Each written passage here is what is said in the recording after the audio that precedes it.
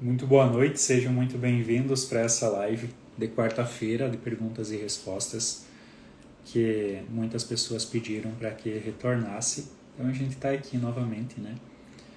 E sejam muito bem-vindos. Hoje eu vou falar algumas coisas muito importantes, algumas percepções que a gente teve nos últimos dias com os alunos, com os amigos, com as pessoas que frequentam o grupo de constelação também. E essas percepções são muito valiosas para a gente manter elas apenas com a gente. Elas são muito valiosas para que a gente não compartilhe. Estávamos refletindo, inclusive, aquela passagem bíblica, né? Que o lampião não foi feito para ser posto debaixo do tapete. Quando você tem uma luz, quando você tem um brilho, você precisa iluminar quem está ao redor, você precisa comunicar para as pessoas que estão ao teu redor. E às vezes o medo e a vergonha te paralisam e sem perceber você deixou de fazer a tua parte, deixou de cumprir a tua missão. A gente precisa perder um pouquinho o medo de falar. A gente precisa entender que nós podemos ser a boca pela qual Deus vai falar com alguém. E isso é muito importante. Isso é muito importante, porque quando a gente é tomado a serviço para falar algo e a gente não fala, a gente carrega com a gente, talvez na próxima vez a gente não seja mais tomado a serviço. E dessa forma a gente vai perdendo essa conexão, perdendo essa sabedoria que só é multiplicada quando é dividida. Uma dúvida que surgiu quando estávamos fazendo todas essas reflexões foi: como é que eu faço para falar algo para uma pessoa que eu vejo que precisa ser ajudada, sem eu me colocar como salvador, sem que eu me coloque como arrogante, um salvador que vai lá e tenta ajudar a pessoa que está no lugar de vítima. Porque às vezes a gente vê que alguém precisa daquilo que, por exemplo, a constelação tem para oferecer. Às vezes a gente vai lá, aprende uma coisa muito importante, volta para a vida ali fora e olha para alguém e diz: nossa, para essa pessoa esse conhecimento mudaria a vida dela, para essa pessoa poderia tirar ela dessa situação. Como é que eu falo sem ser salvador? E uma percepção muito óbvia, mas que precisa ser dita é: a gente precisa falar, mas a gente precisa também, depois de falar, respeitar as escolhas e o destino da outra pessoa.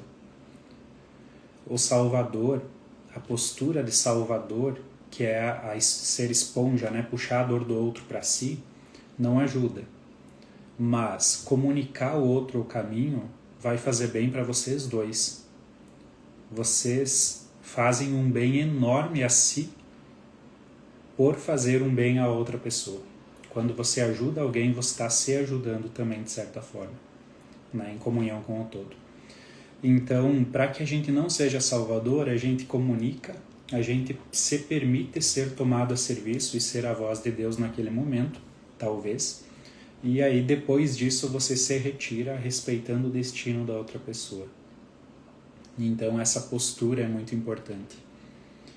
Mas, de qualquer forma, quando você tem uma luz e por inconsciente coletivo o conhecimento ele é percebido como luz, a iluminação, nós precisamos brilhar então e iluminar todos ao nosso redor. Nós precisamos transbordar aquilo que a gente sabe, porque para você pode ser óbvio, mas para outra pessoa pode ser exatamente aquilo que ela precisa ouvir para sair de uma situação desafiadora que ela está.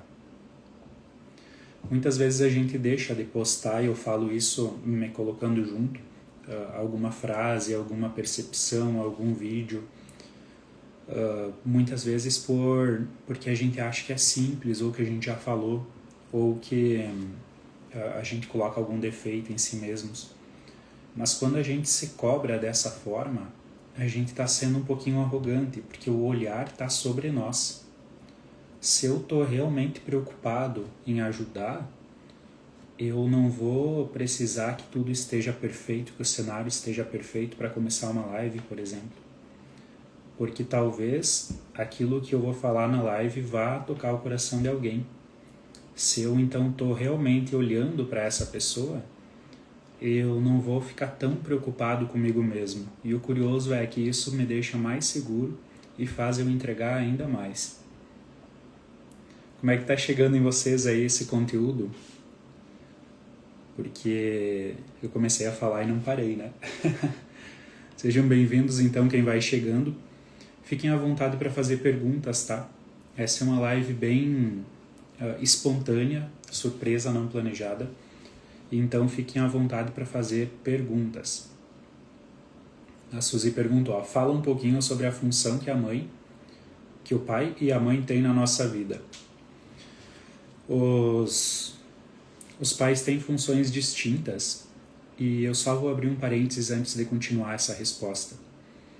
Mesmo aqueles que não têm um dos pais presente, ou mesmo aqueles que não conheceram um dos pais, ouça com carinho mesmo assim o que a gente fala sobre isso. Porque é a imagem que você tem daquela pessoa no teu coração. Então, tem pessoas que não conheceram o pai, mas quando lembram dele, quando sentem ele, porque a gente consegue sentir, nós temos uma conexão muito profunda com nossos pais, e então a pessoa consegue ter uma imagem dele e consegue sentir gratidão pela vida, já que se não fosse por ele a gente não estaria aqui vivo. O maior presente que alguém poderia ter dado foi o que os nossos pais nos deram, que foi a vida. Então a gente tem uma imagem dele mesmo que a gente não conheça fisicamente. Esse é um detalhe muito importante, tá? Muito importante. Nós vemos na constelação, inclusive no grupo ontem a gente viu, como a gente olha e a gente, na alma, reconhece a outra pessoa que faz parte da família, mas que a gente não conheceu fisicamente. É por isso que a gente sente tanta saudade de um irmão não nascido, por exemplo, mesmo que você nunca tenha visto, mesmo que você não tenha conhecido ele de fato. Por isso que a gente sente aquele vazio quando está faltando alguém. Porque na alma a gente está conectado, na alma a gente sabe. Então isso é muito importante, tá? Para quem não tem os pais presentes. Então agora sim, respondendo a pergunta da Suzy, dei uma enroladinha. A função dos pais são diferentes. A mãe, no arquétipo, ela costuma ser mais amorosa, costuma ser mais querida. E a gente sabe que hoje os papéis são muito... as pessoas combinam de trocar papéis, né, muitas vezes, mas arquetipicamente a função da gentileza, da amorosidade, do acolhimento, da confiança, do carinho, tudo isso é uma energia feminina. Tudo isso vem da mãe, a gente aprende com a mãe e depois quando a gente desenvolve essas habilidades, essas potências e vai pro mundo transbordar isso, a gente está de certa forma levando a nossa mãe junto no nosso coração para exercer tudo isso. Por isso que alguém que julga a mãe, que fala mal da mãe, não consegue muitas vezes desenvolver as habilidades que vêm a partir dela, que é justamente essa amorosidade. Daí fica muito rígido, a pessoa fica muito rígida, fica muito estressada, braba, não consegue desenvolver a gentileza. Mesmo que ela tente ser gentil, as pessoas se sentem atacadas por ela, pelo jeito que ela fala. Então tudo isso pode evidenciar uma desconexão com a mãe. E a função do pai é uma função diferente. Ela é muito mais rígida, muito mais forte. A função do pai é também mandar o filho para o mundo. E muitas vezes, se a amorosidade for excessiva das duas partes, às vezes o filho sente que não tem aquela força e aquela coragem suficiente para ir para o mundo, para decidir casar, sair da casa dos pais, criar uma empresa e ter sucesso. Talvez ir morar em um lugar distante, talvez em outro país. Sem essa força que vem do pai, sem esse empurrão metafórico que o pai faz para que o filho consiga voar, alcançar voos mais longes também. É necessário as duas coisas e, como a gente sabe, como a gente tem sucesso quando pais. Como é que a gente sabe se eu estou tendo sucesso como pai e como mãe? É pelo nível de autonomia que o filho tem. Então eu sei que alguém é um bom pai e uma boa mãe quando o filho se vira sozinho, quando o filho não precisa deles. Então os pais, na verdade, criam os filhos para que os filhos não precisem dos pais. Isso é bem interessante. E dentro disso tem essas funções diferentes. Como é que tá chegando as respostas aí para vocês, pessoal? Fiquem à vontade para comentar, para perguntar. A Vanessa colocou: eu nunca sei o que postar, acabo por não postar nada. Vanessa, às vezes uma coisa muito simples para ti, né, que trabalha com constelação, que trabalha com terapias, às vezes o simples é o essencial que está faltando para alguém. E não é necessariamente o que você vai falar, o que você vai postar, mas não posta contra a vontade, não posta se sentindo mal, porque as pessoas sentem do outro lado. A gente consegue sentir a postura das pessoas. Então, para a gente ser bem sucedido em qualquer coisa que a gente faz na vida, a gente precisa fazer com alegria, né? E quando você postar, saiba que não vai ser por acaso. Talvez alguém precise ler aquilo. E o simples para ti é o essencial para ele. Beleza? Próxima pergunta aqui. Qual a postura dos pais quando o filho não vai para a vida? Pergunta bem interessante, Carmen.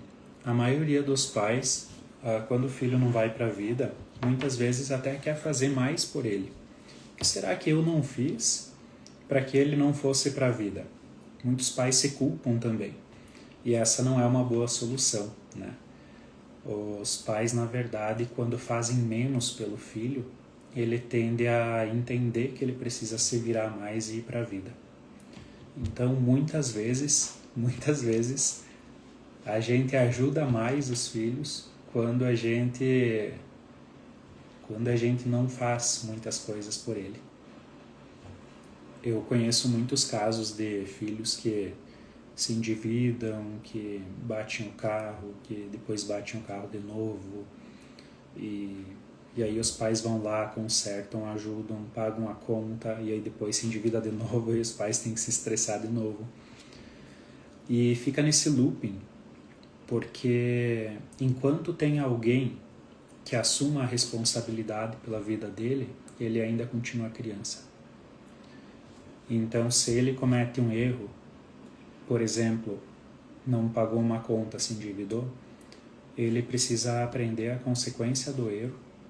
Vai sofrer ali? Vai, mas vai aprender e se tornar adulto a partir da dor. Então, muitas vezes a nossa amorosidade está muito mais a serviço para a gente ficar de consciência tranquila do que para ajudar o outro de fato. Olha que forte essa última frase que eu falei. Muitas vezes a gente quer ajudar o outro, não porque o outro precisa, é para a gente se sentir bem. E essa não é uma ajuda tão eficaz, né? A gente precisa ajudar, dar o que o outro precisa, não o que eu quero. Próxima, uma colocação, né? Às vezes o medo nos impede de fazer coisas que podíamos voar alto. Tu sabe que tem até um estudo para isso. Pessoas no leito de morte foram entrevistadas, né? Foi perguntado a elas do que elas se arrependiam na vida, o que elas fariam se pudessem, né, voltar no tempo e tal. E todas elas falaram, sem exceção, que o maior arrependimento da vida delas era algo que elas não tinham feito. Isso foi bem surpreendente, porque não era dos erros que a gente se arrependia. A gente pode ter errado muito na vida, mas quando a gente chegar lá no fim da vida, olhar a morte nos olhos e olhar para a nossa história, o que vai doer vai ser o que a gente não fez por causa do medo, por causa da vergonha. Isso vai doer mais. Então, eram muitas pessoas, por exemplo, que dedicaram a vida trabalhando, se esforçando, batalhando para conseguir uma riqueza financeira, e chegavam lá e estavam com arrependimento de não ter visto o crescimento do filho, de não ter ido na formatura do filho, de não ter passado momentos que não tem preço, que a pessoa nem gasta dinheiro para viver aquilo, porque é os momentos com as pessoas que a gente ama. Então, eu espero que nós que estamos aqui conversando, que a gente chegue lá no final da vida, lá com 100 anos, e a gente olhe para trás e a gente sinta só orgulho, porque, inclusive dos erros, porque só erra quem é corajoso, só erra quem é corajoso. Então que a gente se orgulhe até disso, quando a gente chegar lá. Quando os filhos são bem instruídos, isso aí, Gabriel. Boa noite. Ângelo, no que a constelação pode ajudar na questão do relacionamento, no qual precisa um desligamento do passado, no qual a pessoa já desencarnou, já morreu? Teria como a constelação ajudar num caso? Sim, Débora. Muitas vezes, quando uma pessoa desencarnou, né, como você falou, e a pessoa que ficou viva não pôde se despedir, ela possivelmente vai continuar presa. Isso não acontece só quando, por exemplo, o cônjuge falece, mas acontece às vezes com os pais, acontece às vezes com alguém querido. Quando a gente sente que ficou uma tarefa pendente, quando a gente sente que não conseguiu se despedir, ou quando a última palavra que tu falou para ele não foi a melhor palavra, foi uma briga, por exemplo, é muito comum a pessoa ficar presa. Então, nesse caso, né, de relacionamento, a pessoa tem bastante dificuldade com o próximo relacionamento na vida dela, e muitas vezes dificuldade até de conseguir entrar num relacionamento depois, né? Como se uma parte dela tivesse ficado lá no passado com ele. Então, a constelação ajuda nesse caso, porque na constelação a gente consegue fazer a despedida. Uma despedida com carinho, com amor, reconhecendo o amor, né, que houve. E isso faz com que a pessoa que ficou se sinta em paz, se sinta bem e consiga seguir bem com ele no coração, agora de uma forma diferente, né? O amor talvez continue, mas vai ser um amor diferente. Vai ser um amor que é muito mais um carinho, uma admiração e não mais aquilo que tinha sido no passado. Então, sim, isso é muito importante, tá?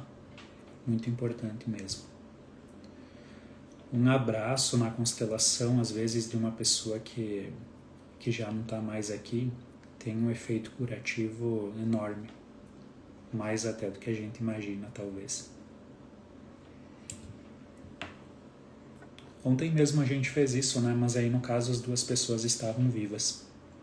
Muitas vezes também, né? Os casais se separam e ficam presos. Ficam presos um no outro, ou uma das pessoas fica presa. E a gente precisa ser capaz de fazer essa espécie de desligamento, mas sempre com muito carinho, com muito amor. Sempre reconhecendo o valor do outro e respeitando o outro. Para que a gente consiga seguir ao mesmo tempo que a gente abençoa o caminho do outro. Isso é um perdão, se a gente for parar para pensar, né? A mágoa prende, a raiva prende ao passado, mas a aceitação e o respeito libertam. Então, até eu perguntaria, uma das coisas também que faz a gente se amarrar e ficar preso em alguém do passado é também aquela sensação de que a gente fez pouco, de que a gente perdeu tempo. Isso também prende muito no passado, tá? Então, por exemplo, nossa, eu fui um péssimo marido e agora ela não está mais aqui para eu corrigir.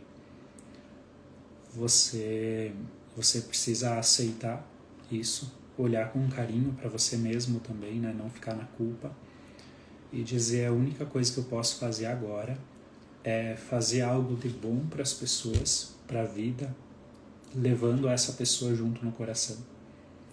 Essa é a melhor forma que a gente faz e essa é uma forma de honrar. Inclusive, essa é uma definição de honra, né?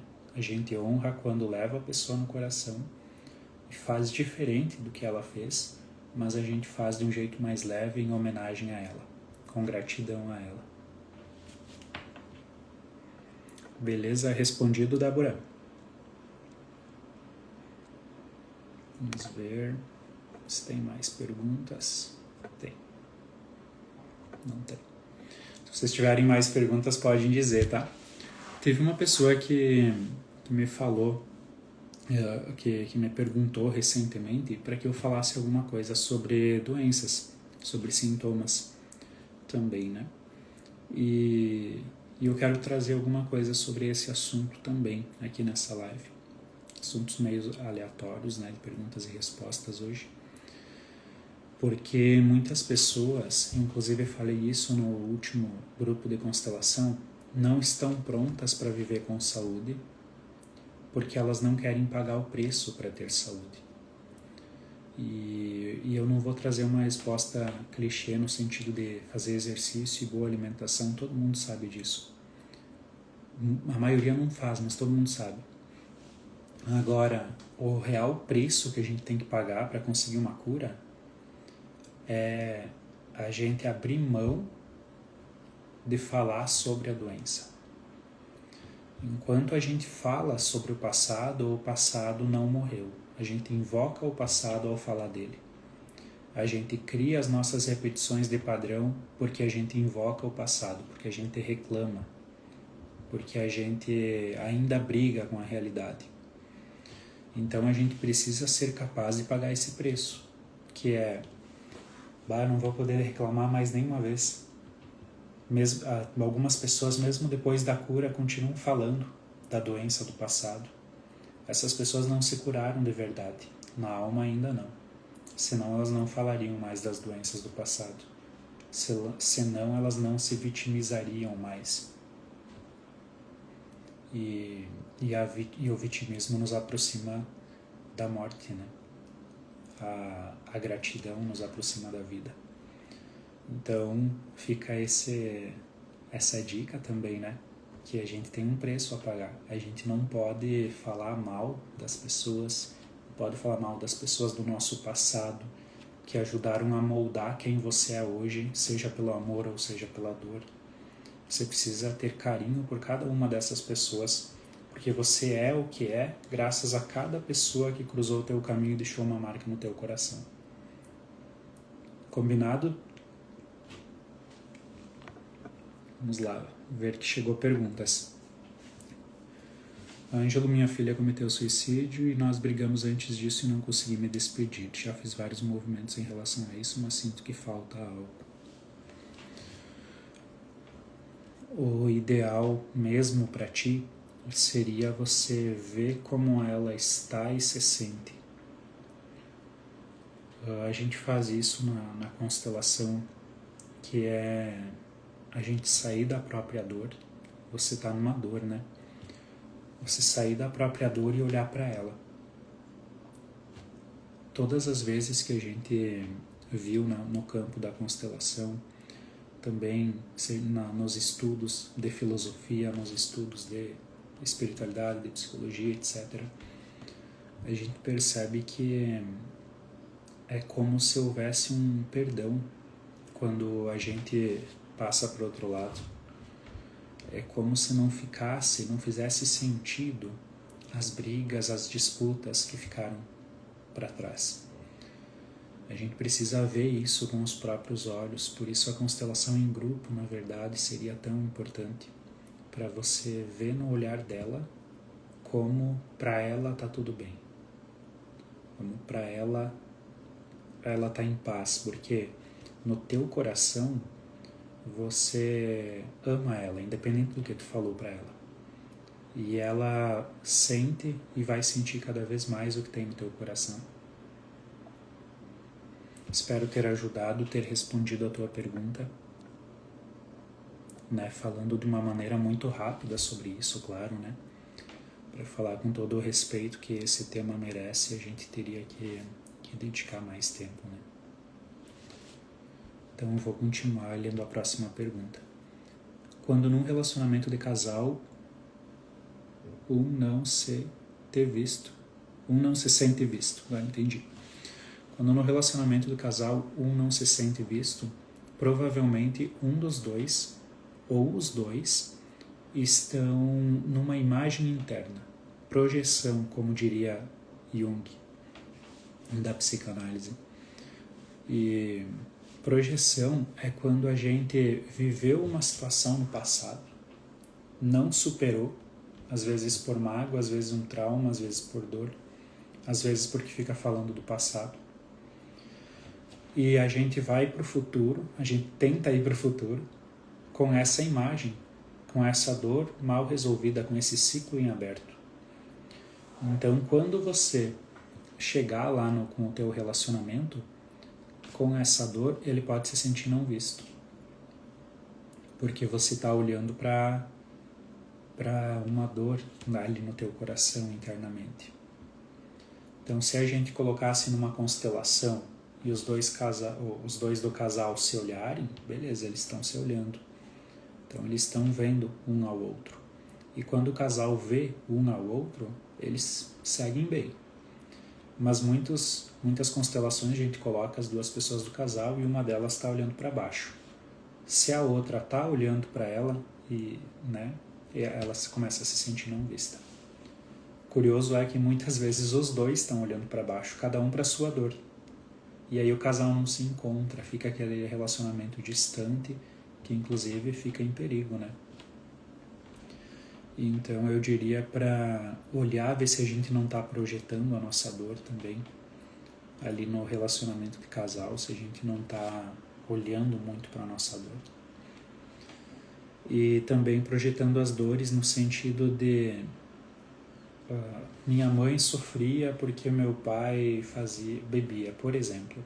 É um exemplo que muitas pessoas relatam.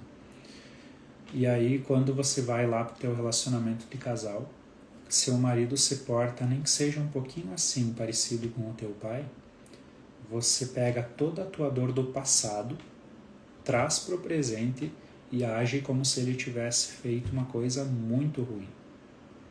Então, isso também é projetar, né? A gente precisa abrir mão das projeções e das imagens. Tem um versículo bíblico que diz assim: não façam imagens.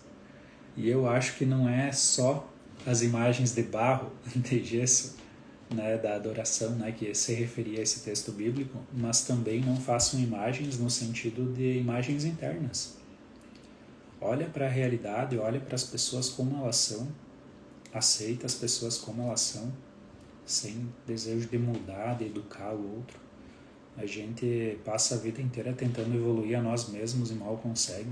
Imagina se a gente vai conseguir mudar o outro, consertar os outros, como se a gente fosse a pessoa que mais soubesse, né, no mundo.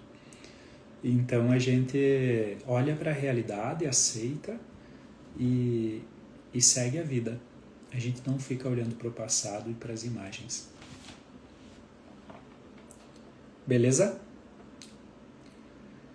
Espero ter ajudado.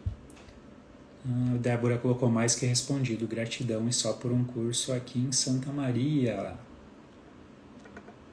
Santa Maria. Nunca tive planos de ir para Santa Maria, mas o que são as sementes, né?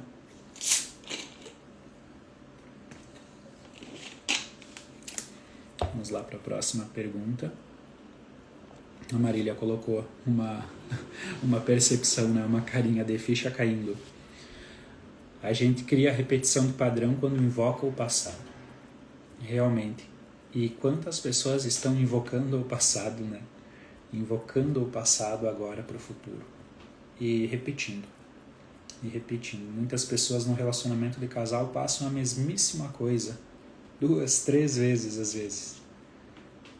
Às vezes perdoa o marido, mas acontece a mesma coisa. Perdoa, acontece a mesma coisa. É uma repetição também, porque o passado não conseguiu ser passado. Ele ainda está sendo invocado. Quando a gente se cura do nosso passado e para de invocá-lo, a gente fica em silêncio no coração.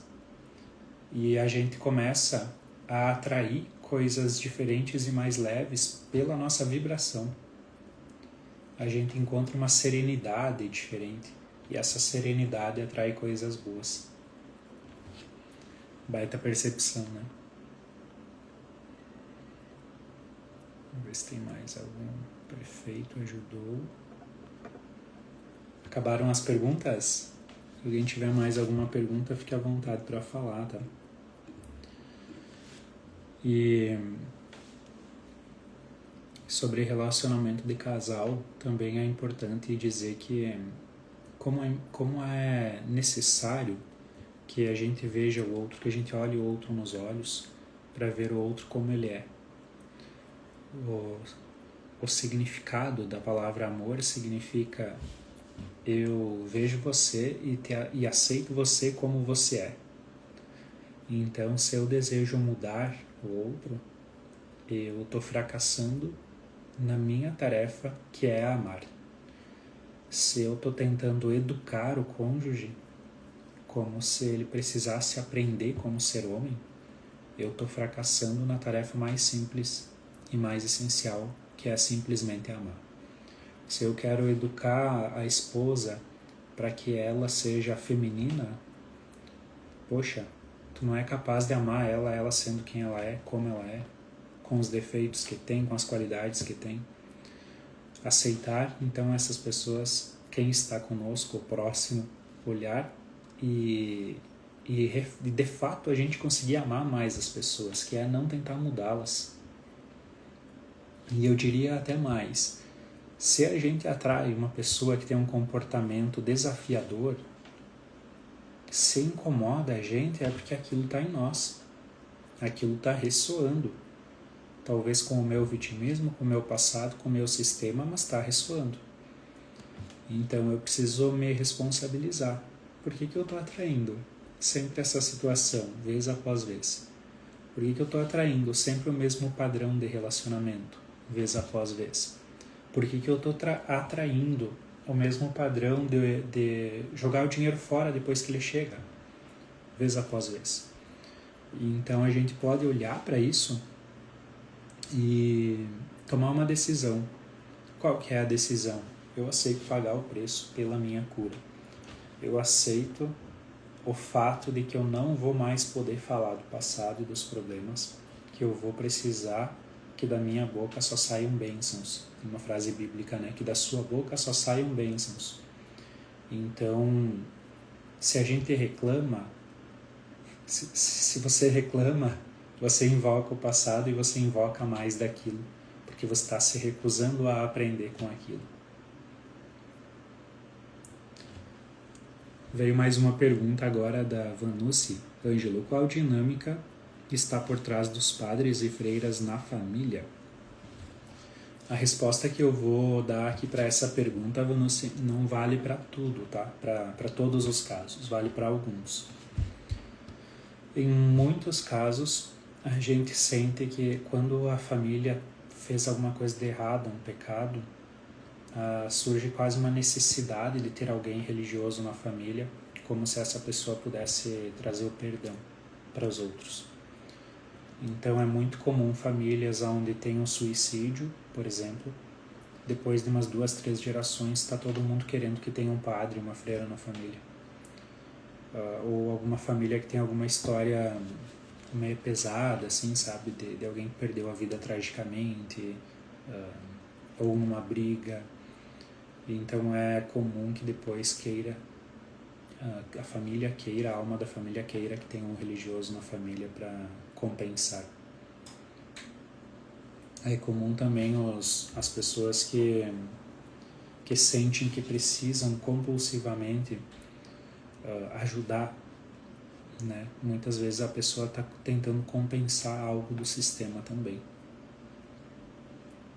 Então essa é uma dinâmica que a gente vê em alguns casos, tá? Mas não se aplica a todos também. Não se aplica a todos. Eu acho que uma parcela é por vocação mesmo, tomada a serviço para comunicar a verdade. Essa parcela é a parcela que faz o que fala, né? Eu acho que isso fica claro. Nós vamos seguir? Professor, depois de ter feito uma constelação, onde a constelada, após reconhecer de onde veio a vergonha, que não foi digerida, eu ter sonhado com a situação a qual surgiu a vergonha no campo familiar. Gostei da pergunta, Carla.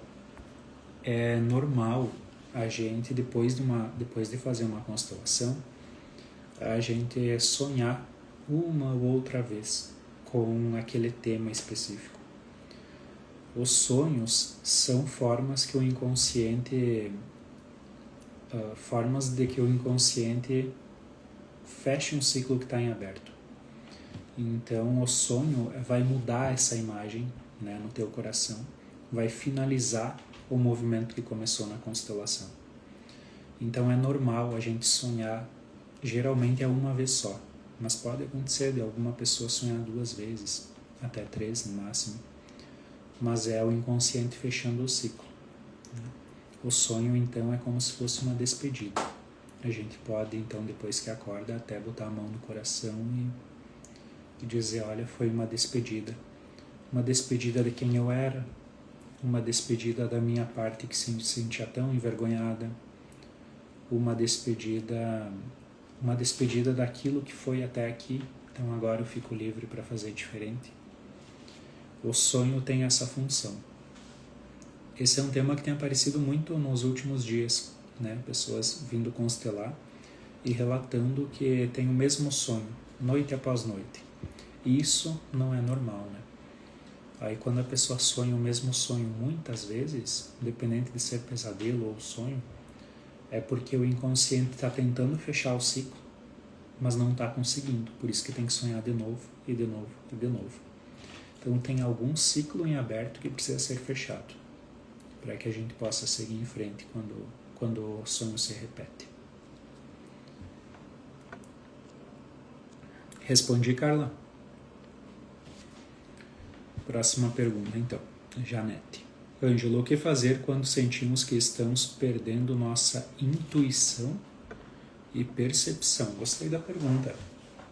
Gostei da pergunta porque eu estava, inclusive, refletindo sobre isso nas últimas semanas. A gente estuda a cognição, tem um módulo da pós-graduação em constelação que a gente ministra, que é cognição e constelação empresarial.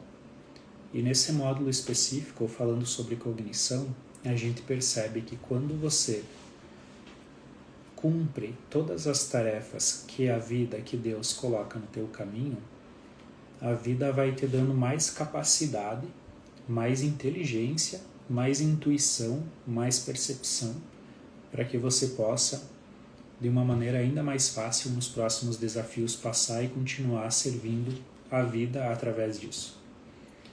Quando a gente se recusa a fazer uma tarefa, é como se a vida dissesse, eu te dei a habilidade para fazer aquela tarefa. Poxa vida, tu tá dizendo não. Eu vou ter que dar essa habilidade para outra pessoa. Vou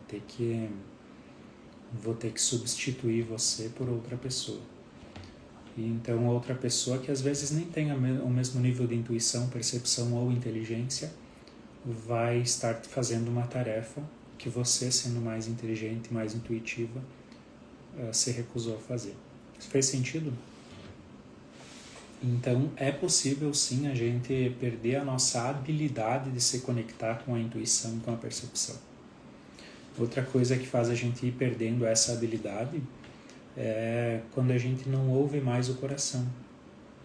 Então, se a gente tem uma intuição muito boa, mas nunca ouve ela, tu vai perder o contato com ela, tu vai perder a sensibilidade com ela. Tu vai estar traindo o seu coração, até que chega um momento que você não consegue mais diferenciar o que é a intuição do que é achismo, porque quando a intuição veio, não fui capaz de ouvir, não fui capaz de reconhecer ela. Né?